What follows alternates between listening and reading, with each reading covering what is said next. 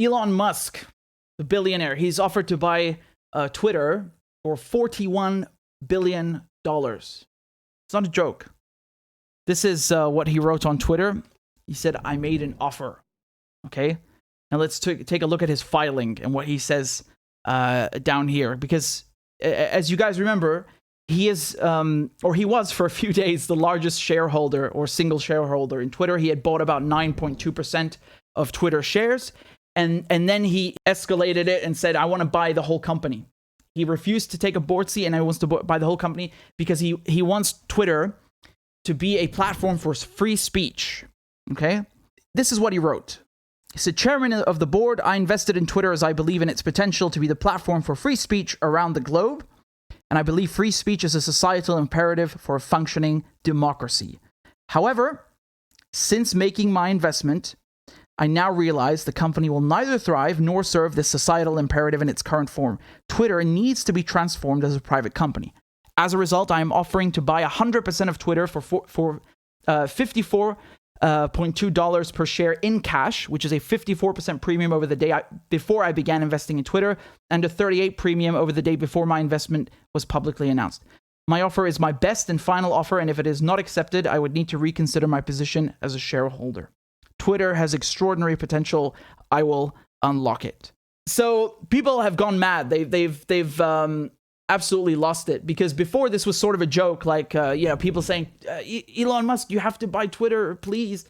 And he's actually gone ahead. This is a real filing, right, to the U.S. government, and people are losing it because they're apparently taking issue all of a sudden with billionaires owning social media companies, right? Like as if that isn't already the case, right? Tell me something. Is Mark Zuckerberg a billionaire, right? He owns Facebook, WhatsApp, Instagram. Let's look at also the other tech companies, of course, Microsoft, Yahoo. Are they not owned by billionaires? What about Google, Apple? They not owned by billionaires? But now, now all of a sudden, because Elon Musk is, somebody that neoliberals don't really like, now they suddenly have an issue with billionaires. Look at the Washington Post, what they say. They said, what does it mean when a billionaire can almost single-handedly swoop in and eat up this sort of communications platform? The easy answer is nothing good. This is the Washington Post writing this. Talk about a lack of self-awareness. How can you work for the Washington Post and then, complain about billionaires? Your paper is literally owned by Jeff Bezos, who is a billionaire, right? The founder of Amazon. So, Elon Musk, that kind of billionaire we don't like, because he wants to loosen our grip on information control. Again, let me break this down very simply. The people who are making a big fuss about this are predominantly neoliberals in the US. And some people call that the left. It's not the left, they're right-wingers by anyone's standards. And they love authoritarianism, right? That's why, for example, before the 2020 election, they got Twitter and Facebook to censor this story about Hunter Biden's laptop, and they got all these former heads of the CIA to sign this letter saying it's Russian disinformation, and it was 100% true. Even the New York Times has now admitted that the laptop was real, right? So they even blocked the New York Post, which broke the story, from posting the article on Twitter. So that's information control, that's censorship, because they wanted to it was embarrassing. They didn't want this coming out. Other things that they've done, banning RT, and not even just complying with EU regulations, but going further than that, banning RT, Espanol, Arabic, worldwide, right? They've done that right here. And then, of course, they've banned several people in the last days, Pepe Escobar, Scott Ritter, people who challenge the official narrative. Again, you don't have to like what they're saying or like them, but you cannot deny there's a trend here of censorship, of authoritarianism, of banning, deplatforming people that they find disagreeable, right? And so the idea that Elon Musk would transform Twitter, which is, again, it's not like every single human being is on Twitter, but Twitter is where most of politics happens, right? Where most of breaking news is. So, if you want to see political discourse, you want to see breaking news, you go to Twitter. You don't go to Instagram or Facebook. Twitter is the number one platform. And so the idea that somebody, whether it's Ronald McDonald or Elon Musk, is going to come in and take away the ability of neoliberals to censor, their ability to control the flow of information for whatever reason, that terrifies them. And now all of a sudden, now they care about billionaires, sweeping up, taking control of a communications platform like Twitter. It doesn't matter when Jeff Bezos did it with the Washington Post, or, Mark Zuckerberg controlling Facebook. That's fine. Those are good billionaires. They're okay. Wow. Isn't that hilarious? There are many examples of them freaking out. I want to show you this clip over here. This is from MSNBC. Take a look at what they had to say about Elon Musk buying Twitter. There are real and devastating consequences for using that platform to lie. And we've seen it. We've seen it happen. I wonder, when talking about this, it's kind of funny. Elon Musk wants to buy it, but there are massive life and globe altering consequences for just letting people run wild on the thing. Letting people run wild. Do you see that? This is how they think. They're so arrogant and holier than thou. Anybody who goes against their line of thinking, who goes against their quote unquote truths, that's running wild. It's poor taste. It's unacceptable. They're scared. And again, you see how they call anything they don't like. They call them, liars, traitors, Russian disinformation. I mean, they even banned Trump, right? I don't give a shit about Trump, but they banned him while he was the president. I think that speaks to the kind of it speaks to the level of censorship and control that they wish to exert, and they do exert in reality. So people, expressing views they don't like, that's running wild. Yes, we have to control the peasants here, boy. We can't have them running wild. Yes, 100%. But that's Facebook is really where the real action is in that. So this is a very small company. It has an outsized influence because media people like it, politicians, world leaders, and Elon Musk. And so one of the issues is if he's not going to do this, and by the way, Twitter and some of its biggest investors, like Prince Al-Walid bin Talal, are saying no, and they're putting poison pills in. What is he going to do? He's going to have to somehow unload this 10% stake. And that's probably what he's going to have to do, or raise private financing, which has its own risks and possible rewards, but a lot of risks. You want to see more meltdowns? I got more for you. Really, this is just the beginning. This is just the beginning. Look at this. Look at these tweets from melodramatic liberals. Look at this guy saying here that if Elon Musk successfully purchases Twitter, it could result in World War III and the destruction of our planet. Yeah, because, trying to provoke Russia and starting a war in Ukraine and, lying about Iraq and lying about Syria, using legacy media and now, of course, social media platforms and video sites to advance CIA lies, those don't start wars. Those wars are okay. That's, democracy spreading. They act like they're angels, they never lie. They would never use or manipulate these platforms for anything bad. They're angels. Here's another one. Today on Twitter feels like the last evening in a Berlin nightclub at the twilight of Weimar Germany, right? Basically implying that the Nazis are coming in. Ridiculous.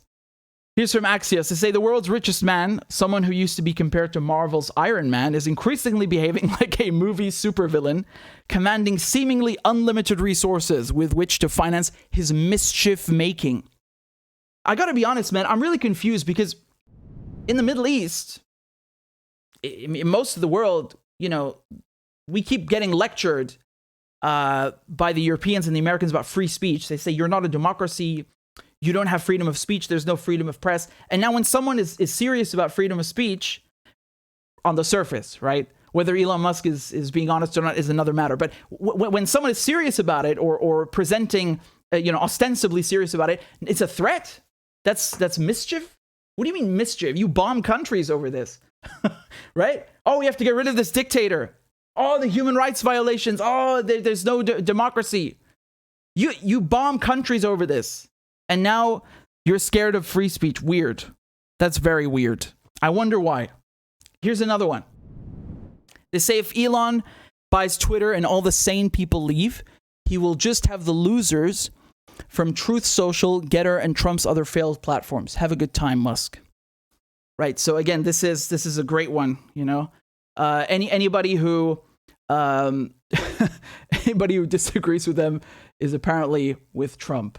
They really think that people are dying to swallow their bullshit. The reason they're afraid is they know they're bullshitters, and if people are given the choice, you know, the flow of information is not controlled by Silicon Valley tech giants, is not controlled by the CIA and other government agencies. People will see through their nonsense. Because right now, the way they get away, the fashion, the manner in which they're able to get away with narrative control is by crushing everybody who disagrees with them, right? So you don't know any better. If all you hear is the narrative coming out of DC from the State Department, you have a curated social media and news experience, you don't know any better. And hypothetically, if Elon Musk is serious and he succeeds with that, right? If there's a platform like Twitter that suddenly becomes free of censorship, that challenges their worldview. It challenges their control to influence people, to lie to them, to justify, you know, all sorts of endeavors. Especially now, you have, you know, basically this rehabilitation of neoconservatives and the Democrats embracing them with open arms. It's quite a sight, because these are two groups that love censorship. They love authoritarianism. Remember Bush, his administration, they founded the Department of Homeland Security, the Patriot Act, the NSA surveillance. You know, these are true authoritarians, and Democrats love them because they're they worship the intelligence agencies, they worship the deep state, and they are really the opposite of what their name implies, which is again that sort of irony deserves its own. Deserves its own time. But let's take a look at another clip from MSNBC. Get ready for the cringe. Who were Trump voters and are still Trump supporters. They go, yeah, you guys are going crazy. He's doing, what are you so surprised about? He's doing exactly what he said he's going to do. Well, and I think that the dangerous, edges here are that he's trying to undermine the media, trying to make up his own facts. And it could be that while unemployment and the economy worsens, he could have undermined the messaging so much that he can actually control exactly what people think. And that is our job. Yeah. Whoa. Did you hear what she said? She said he could control what people think, and that is our job. Wow. I appreciate the honesty for once. MSNBC actually being honest. Did you see what a mask-off moment that was? The Freudian slip, controlling what people think. That's our job. You don't need me to comment. You heard her. That literally says everything. I want to show you a hilarious tweet. Again, I'm no fan of Elon Musk, but I want to show you something which made me laugh. Over here on Twitter, you had Walid bin Talal. He said that, again, this is a Saudi, right? And he owns a stake of Twitter. And look what he said. I don't believe that the proposed offer by Elon Musk of $54 a share comes close to the intrinsic value of Twitter, given its growth prospects, being one of the largest and long-term shareholders of Twitter. So again, Kingdom Holding Company, this is the Saudi, it's basically the Saudi government's piggy bank. He said, Kingdom Holding Company and I reject this offer. Okay, and look what Elon Musk answered underneath. This is funny. He said, interesting. Just two questions, if I may. How much of Twitter does the kingdom own, directly and indirectly? And what are the kingdom's views on journalistic freedom of speech? That tweet has a 250,000 likes, right? 224,000. Wow, that's a good burn. That's a good roast, isn't it? I don't need to tell you what Saudi Arabia is. Until a few years ago, women could not even drive. They massacred. They literally carved up Jamal Khashoggi, who used to work at the Washington Post. They carved up a journalist under the orders of Mohammed bin Salman. There is zero journalistic freedom in Saudi Arabia. There are no elections. It is 180-degree complete opposite of anything democratic. And of course, it's a key U.S. ally, right? That repressive theocracy is okay, right? That undemocratic country is okay because it serves U.S. interests. That's okay. So that's a good burn because there's no answer to that. And again, whether Elon Musk is serious about any of this, I don't know. I think he has a very big fan base. I'm not part of that. I really, even if he did manage to buy Twitter somehow, I would not hold out any hope that he would actually succeed in it. Because number one, we have no clue whether he's telling the truth, whether he actually means this stuff. And number two, whether he'd be able to do it, even in possession of the company, because you have so many powers at play here. And again, you might be thinking, yeah, but it's just a social media company. Yeah, but it's, one of the most important ones when it comes to politics. It's not a joke, right? That's why they ban people. That's why, they even banned a sitting president. What does that tell you? And again, I don't care one bit about Trump, but it speaks volumes. And right now, what they're trying to do to block him, they're doing what's called a poison pill. Okay? So basically, like I said, Musk, he bought 9.2% of Twitter. What they've done is they've, invoked this mechanism that would prevent anyone from buying more than 15% of the company. So, he's blocked for at least 1 year. This is going to last until April 14th next year. Let's take a look at how CNN put it. So they said that Twitter's board of directors has adopted a limited-term shareholder rights plan called a poison pill that can make it harder for Elon Musk to acquire the company. The poison pill provision, announced in a press release Friday, preserves the right for Twitter shareholders, other than Musk, to acquire more shares of the company at a relatively inexpensive price, effectively diluting Musk's stake. The provision will be triggered if Musk or any other investor acquires more than 15% of the company's shares. Musk currently owns 9% of Twitter's shares. This move marks an effort by Twitter's board to wrestle back some control in the deal after Musk's stunning acquisition offer. The poison pill, which is a corporate anti-takeover defense mechanism, won't necessarily stop Musk's bid in its tracks, but it could make buying the company more expensive or force Musk to the negotiating table with the board. Remember, he refused a seat on the board and he went straight for he wanted all the board seats, basically. And I think that says a lot. I think this says a lot, not just about, the climate that we're in, but also about Twitter itself, because they're basically saying we would rather have, we'd rather dilute the shares of the company and lower its value than have it taken over by someone who could potentially, blow the lid off the censorship that we have and the mechanisms that we use to control information. I think it says a lot. It really does. They've always said this stuff implicitly, right?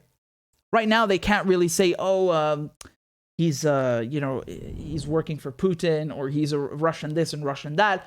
So they have no choice but to, go full mask off. And that's why you're hearing them say things like, people will run wild. We can't have people, speaking without us nannying them. Heavens no. And they're basically saying that he's going to put Trump back on the platform. They're pulling every tool out of the toolbox to try and take this thing down. And I think the most revealing one was on MSNBC, where they said that it's our job to control the news, to control what people think, actually. That's what she said. And whether Musk is telling the truth, I have no clue. I'm by no means a fan, but just the idea of it causing this meltdown, this is the important takeaway. This is what you should understand about how social media and big tech, it functions as an arm of the state. NSA stuff aside, because the NSA was working with all these tech companies for mass surveillance, but just in terms of information control and censorship, it really speaks volumes. How the neoliberal class, the authoritarians, they feel threatened by this idea, even if it's complete BS and Musk doesn't mean any of it. But the prospect, it's really something to behold, and that's the takeaway. Again, this is during the Arab Spring. The Egyptian government, the Tunisian government, they were so afraid of their own people, rising up and overthrowing the government. They blacked out the internet. They shut off the internet. They banned all the social media platforms because people were organizing protests through Facebook, through Twitter. So they were very effective. You can't deny that they were effective. They were used in these revolutions. Do you know what the Syrian government did? The Syrian government did the complete opposite. And I was there when they did this. Because before, you couldn't use YouTube, you couldn't use Wikipedia, you couldn't use I think Facebook as well. Yeah. You always have to use a proxy. And so while all of this is going on, the Syrian government is like, here you go. We're going to unban Twitter, Facebook, Wikipedia, YouTube. Go ahead, use it. And I thought that was very interesting because it was, it was kind of like a dare. Like, people are using that for a revolution. Go ahead. Here's your freedom of speech, your freedom to organize. And I don't know. I saw this with my own eyes. I was in Syria when it happened. I know. I haven't heard a lot of people talk about it. People say, yeah, what does that even mean? It's just social media. Well, hold on. You can't deny that at the same time that was a useful tool in Egypt and Tunisia. You can't deny that. It's a fact. So, to say that it means nothing, I don't think it's meaningless. It definitely says a lot. And it's a very interesting fact. I don't know of anyone who's talked about that, but I just wanted to remind you right now while we're having this debate about, or rather liberals are having this meltdown about Elon Musk buying Twitter. Like, you can't deny these platforms do play a role in politics. I just find it interesting that people who call themselves liberals, they behave the complete opposite of what the name implies. They're actually authoritarians. They don't like freedom of speech. They want to control what you think. They will ban you. They will malign you. They will ostracize you if you say something they don't like. They'll call you a traitor, a Russian spy, whatever. They have all these insults, right? It's interesting when they go and they say, oh, this government is a dictatorship. This one is an authoritarian. They obviously don't care about Saudi Arabia, and their freedom of journalism.